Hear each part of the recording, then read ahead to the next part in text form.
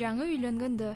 Ой, Жан, ты уже приехал, что ли? Айтып қойып ет мен кичине чай қойып даярлап тұрмақпын да. Я тебе столько всего приготовила, мен жетішпей қалдым.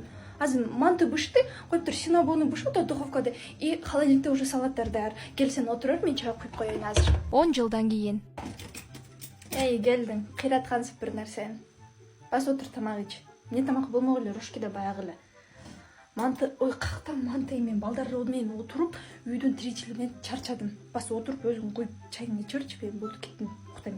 Жаңы үйлөнгөндө. Бул гүл сага, бул гүл да сага. Дүйнөдөгү бардык гүлдөр сен үчүн жаралгандай, Жан. 10 жылдан кейін. Катынай, тамак ичебизби? Гүл.